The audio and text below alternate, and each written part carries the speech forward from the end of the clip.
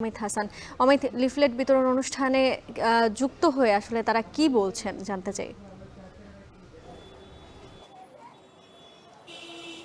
বন্যা, আজকে দ্বিতীয় দিনের মতো বরিশালে এই জনসংযোগ ও লিফলেট বিতরণ কার্যক্রম চলছে এবং এতে আমরা বেলা 11টা থেকেই দেখেছি যে যে বৈষম্য বিরোধী ছাত্র আন্দোলনের যারা রয়েছেন এবং জাতীয় নাগরিক কমিটির যে নেতৃবৃন্দরা রয়েছেন তারা বিভিন্ন পর্যায়ে গিয়ে আসলে এই জনসংযোগটি করছেন এবং এই মুহূর্তে আপনারা দেখছেন যে নতুল্লাবাদ এলাকায় যে সব দোকানপাট, বাস কিংবা অটোরিকশা, যে ধরনের সাধারণ মানুষ রয়েছে তাদের মধ্যে গণসংযোগটি করছেন তারা। এবং এ সময় তারা বলছেন যে জুলাই বিপ্লবের যে ঘোষণাপত্র সেটি আগামী 15 দিনের মধ্যে আসলে বাস্তবে তারা দেখতে চান এবং এখানে তারা 7টি দাবির কথাও বলছেন। দাবিগুলো যদি বলি যে জুলাই অভ্যুত্থানের শহীদদের রাষ্ট্রীয় স্বীকৃতি এবং দ্রুত সময়ের মধ্যে আহতদের বিনামূল্যে রাষ্ট্রীয়ভাবে সুচিকিৎসা প্রদানের পরিস্থিতি স্পষ্ট করতে হবে। এছাড়া ঘোষণাপত্রে বৈষম্য বিরোধী ছাত্র আন্দোলন এবং এর নেতৃত্ব পরিষ্কারভাবে উল্লেখ করতে হবে।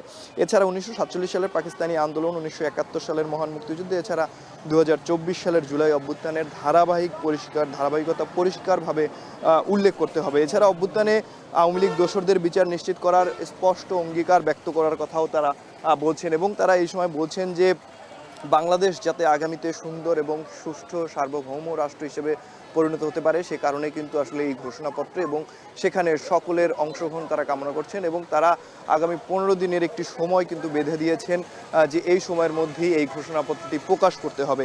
এছাড়া যদি আরও একটু বলি যে নতুন রাজনৈতিক বন্দোবস্ত সব ধরনের বৈষম্য নিরসনের মধ্যে দিয়ে নাগরিক পরিচয় প্রদান করে রাষ্ট্র কাঠামো গড়ে তোলার প্রতিশ্রুতি থাকতে হবে এই ঘোষণাপত্রের মধ্যে।